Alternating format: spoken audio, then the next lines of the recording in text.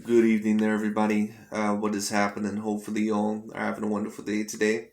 So, just to talk about this subject, man, there are two big trilogies that are happening this month, in the month of July. And one is a boxing fight between Tyson Fury and Deontay Wilder. Of course, that's going to be happening within the next few weeks. Happens on July 24th. And the other trilogy, which is a UFC fight, that one is going to be happening this weekend. That is a trilogy fight between Conor McGregor and Dustin Poirier. Very interesting matchup. And even though I haven't talked about UFC in a little bit, excuse me, even though I haven't talked about UFC in quite a while, I am going to talk about this one because this is a very, very big fight. And, I like both Dustin Poirier and Conor McGregor. I think they're both excellent fighters. So I thought that I would talk about it because I think it's going to be an interesting conversation. So, anyways, man, let's just get into it. Overall, who do I personally think is going to win this fight and why? And let's just get straight into the topic. Anyways, man, so the two careers of these guys I think is very, very interesting. Conor McGregor, when he first joined the UFC, he always was kind of a bright star when it came down to it. And as soon as he started getting some of the bigger wins, like, wins against Max Holloway and actually against Dustin Poirier, there was a lot of hype behind him when it came down to it. He had a very fiery personality when it came down to it. And Dana White, he quickly, succumbed to that. And Conor McGregor became a very big star very, very quickly. And the big thing about Conor is that he really became one of the all-time great fighters in the whole entire UFC's all-time roster very, very quickly. I mean, he got some very great wins. He got a win over Chad Mendes. He got a win over Joe Zayaldo, of course, in 13 seconds. Then he went up to 155, won the belt there. Of course, had that, rematch with Nate Diaz, beat Eddie Alvarez. Conor McGregor, there probably was no fighter that was as popular as Conor McGregor ever in the UFC's history when it comes down to it. And Conor McGregor, even though he doesn't appear to be the same fighter that he once was, at least that's what it somewhat appears to be, he still is a very bright and burning star, but his star is burning right now. It's kind of burning out when it comes down to it. So the big question now is this: when it comes to this trilogy, will he be able to somewhat reclaim that with a win over Dustin Poirier? Or overall, will that star finally burn out? Because Conor McGregor, if he ends up losing this fight, that's pretty much it for him, in my opinion. I don't see him winning another big fight in his career if he ends up losing this fight, especially by knockout once again.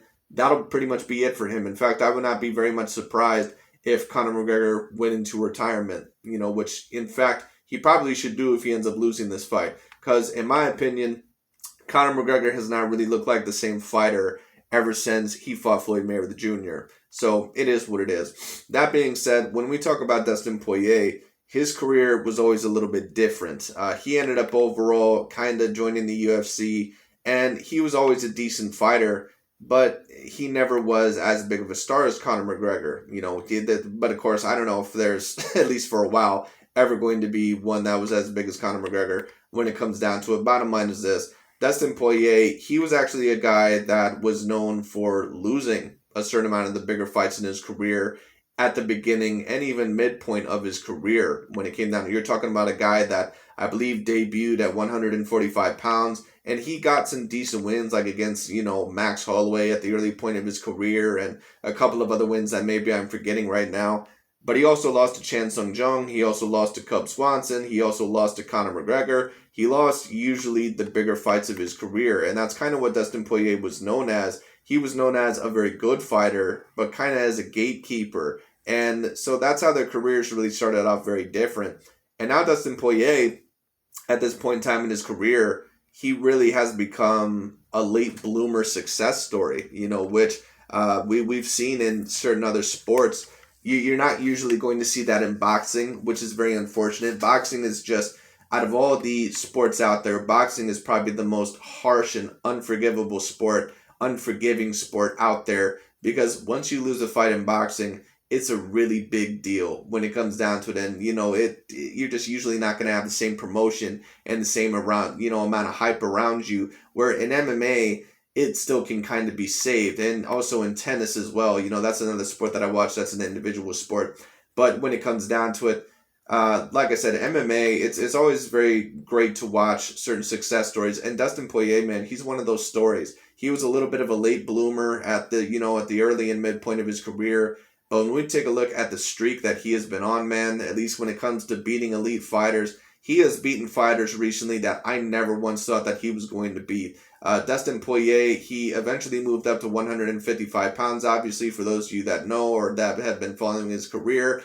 He went up to 155, was getting on a decent win streak, and then, of course, he faced the biggest challenge of his career at that point in time at 155 when he faced Michael Johnson. He ended up getting knocked out in the first round, and I remember seeing that. It wasn't super duper long ago. It was probably, but I think it was around probably 5 years ago, maybe a little bit more now. Could be somewhere around there. But I remember seeing that fight, man, and I was like,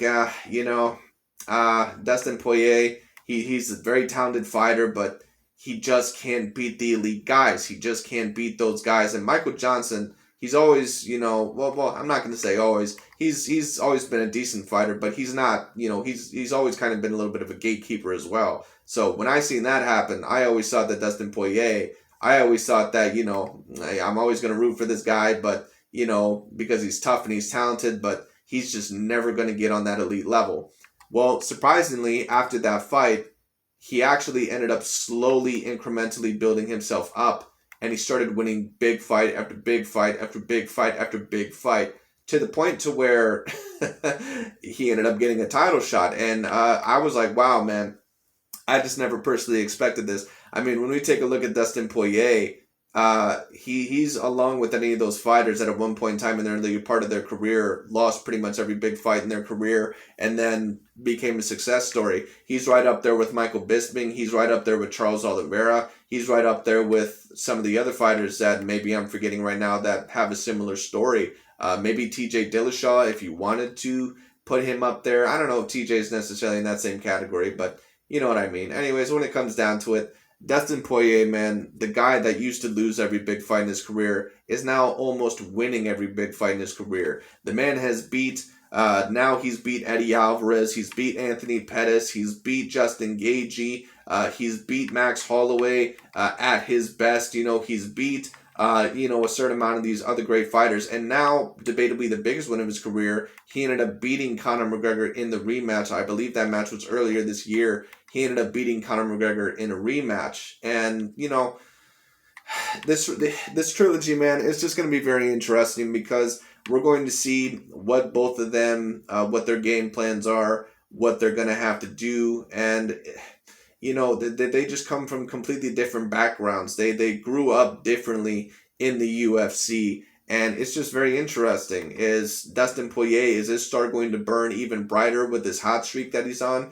Or is Conor McGregor, his once upon a time, bigger than life, bright star when it comes down to it, is that finally going to be burnt out? For Conor McGregor, he's still got a little bit of shine on him, but that shine is, it's on the last step when it comes down to it, especially if he loses this fight. So we're going to have to see what happens. Anyways, my prediction for this fight, what do I personally think is going to happen? I know a lot of people are going to predict Conor McGregor to win this fight, and I certainly understand why. Conor McGregor, he usually adjusts very well in rematches. He's a very dangerous fighter. But personally, in my opinion, I'm going to have to go with Dustin Poirier in this fight. Dustin Poirier, I think, is very dangerous in this fight. I think both of them are very dangerous. When I took a look at that rematch when I was watching it, I actually thought that Conor McGregor, I thought that he was winning the whole entire fight until Dustin Poirier hit him. And that's just kind of the problem for me in this fight. Conor McGregor is going to have to improve a little bit defensively. He's going to have to check those leg kicks from Dustin Poirier. He's going to have to outlast him. He's going to have to, hope that Dustin Poirier, does not knock him out, within those full entire 5 rounds. And Conor McGregor has never really been known for great conditioning or great stamina. I don't know. It's going to be interesting, but to be honest with you, I don't think that Conor McGregor is the same threat that he was when he was facing Eddie Alvarez or when he was facing, a Nate Diaz in the rematch. I don't think Conor McGregor is that same fighter anymore. And when I took a look at him in the rematch, he still looked good, but he doesn't look like the same fighter where that left hand meant the kiss of death. That, it doesn't look like the same left hand. He doesn't look like he has the same amount of power anymore. He just doesn't look like he has the same amount of pizzazz anymore. And that really is kind of, judging my prediction here, because when I took a look at Conor McGregor versus Dustin Poirier, I thought that if Conor was going to land a decent shot over Dustin, I thought that maybe he would knock him out. And Dustin, it's not impossible to hurt him. Now, the good thing about Dustin is that he's really worked on his demons a lot, and sometimes when you get hurt, the difference between getting knocked out and not getting knocked out, sometimes that actually is mental, believe it or not. Sometimes, also with stamina, sometimes that's a little bit mental, when it comes down to it. And Dustin Poirier, he's actually been able to survive some of those hard shots that he's been getting hit with in some of these fights because his mentality has really improved, and he's finally said, I know how to get past this. I know how to weather the storm. And Dustin Poirier weathered the biggest storm of his life when he was able to get past Conor McGregor, and he was able to take some very flush shots against Conor McGregor, and he was able to beat him when it came down to it. And when I seen Conor McGregor land against Dustin Poirier, he did land flush a couple of times, but it didn't have the same effect that I seen him have. I remember Conor McGregor when he was facing, Eddie Alvarez. Eddie Alvarez is a very tough dude when it comes down to it. He's not a guy that, usually just gets, beat the hell out of, usually. He can give you a very tough fight. And, Conor, he obliterated Eddie. He obliterated him because every time Eddie even tried to get close, Conor would land that left hand, and Eddie, every time the left hand would land, it was literally the touch of death, I believe, as Joe Rogan called it. And, because he was the one commentating for that. But, excuse me. But when it came down to it, every time Eddie Alvarez would go forward, Conor McGregor would land that left hand. He'd land a good jab, and Eddie just couldn't handle it. He couldn't handle the left hand from Conor. But when I seen Conor land the left hand against Dustin in this rematch, Dustin handled it. I'm not saying that he didn't get hurt, maybe, but that left hand just didn't seem to have anywhere near the same effect that he used to when it came down to it. And that is kind of judging my prediction a little bit as well, because if Conor can't get Dustin out of there, in my opinion, within the first 3 rounds, is he going to win this fight? Because Dustin Poirier has one-shot knockout power when he needs to. Dustin Poirier, he may even be a harder puncher than what a prime Conor McGregor was. And I know a certain amount of people are going to heavily disagree with that. Dustin's power is no joke. Dustin Poirier, I've seen him hurt some very granite chin guys. I've seen him knock out Justin Gaethje. I've seen him nearly knock out Max Holloway when they had their rematch. And Max Holloway, he's never been knocked out, at least in terms of punches, I believe. That dude has a granite chin, and I've seen him stumbled a multitude of times against Dustin Poirier. Dustin Poirier's power level is on a different level when it comes down to it, at least compared to the usual amount of fighters. Conor McGregor also used to have that type of power when it comes down to it. But also one thing I notice about Conor is that when he fights, he relies a lot on his reach, and he relies a lot on that left hand for a defense. It's a little bit like Deontay Wilder when I seen him fight against Tyson Fury. And when I seen Tyson Fury back up Deontay Wilder, and then all of a sudden Deontay Wilder really didn't have any answers, because he relies on that right hand power, and he relies on his usual reach advantage that he would have against other fighters. And you can tell overall that that's a lot of his defense. When I take a look at Conor, it's not that I've always thought that he's had very bad defense in the past, but his reach and his power a lot of the times has been his defense a little bit too much. That's why when Dustin went in on him, Conor McGregor, he didn't cover up very well when it came down to it, and he just got hit by certain punches that he probably should have not gotten hit with. Sometimes Conor McGregor's chin can be a little bit too high up in the air. Sometimes he doesn't have as much defensive responsibility as he needs to when it comes down to it. So we'll see what happens. My prediction personally for this fight, I'm going to go with Dustin Poirier by knockout within the first 3 or 4 rounds. I don't think Conor McGregor is the same fighter that he was. I do believe that he can make some adjustments. Will that be enough? who the hell knows? I'm not sure if Conor has the same sting in that left hand anymore. So we'll see what happens.